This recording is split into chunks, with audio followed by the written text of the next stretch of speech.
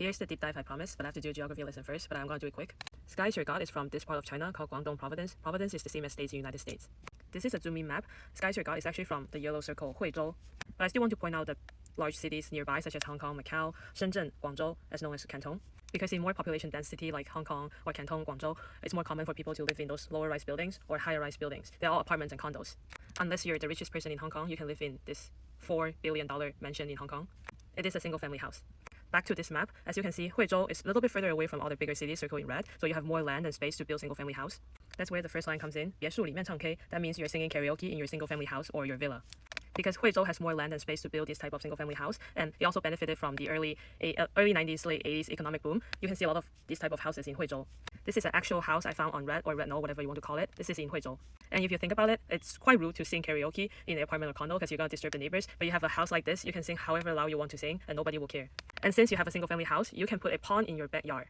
So that's where the second line comes in. 水池里面银龙鱼. 水池 means pond. 银龙鱼is just a type of fish. It looks like this, and it's gonna bring you fortune and prosperity, I think.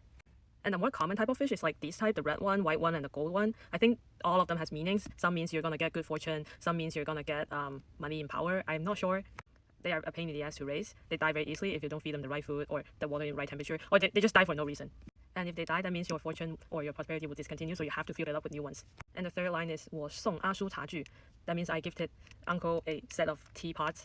Uncle doesn't necessarily relate it to you. It might be a random middle-aged guy on the street. We just call him asu. It's similar to ajishi in Korean or ojisang in Japanese. There's a culture in Asia that you have to respect the elderly, so you have to give them the very expensive tea set. I think teapot is the most expensive item, and then there's like fancy cups. Of course, it comes with the tea plate. You can see there's a thickness to the plate because it's empty inside. The top surface is a drain. When you pour water in, it will drain down to the bottom plate. So this is a ghetto version. As you can see, he's using the bucket as the tea plate. When you have excess water, it will just drain to the bottom bucket. Cantonese people will always do this type of tea ceremony. It's to clean the cups and the teapots, and also clean the tea leaves, also to warm up all the cups and the pots. And I think this is specific to Cantonese people. We always have a set of these on our coffee table, aka the tea table as we call it. Accompanied with the redwood furniture, since it's really hot and humid, just like Florida, we always use this type of furniture. Now we gifted Ashu uncle a very expensive gift. Ashu will give us something back instead. So here is the next line. 他眼墨下笔直接给我4个字大展宏图. 眼墨下笔 means Ashu is using traditional Chinese calligraphy to write the words like this.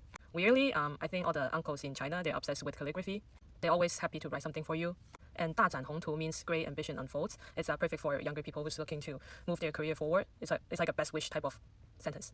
And I think it's not limited to Chinese people. One time my college professor, he's a Korean, and he also showed us all the calligraphy he did.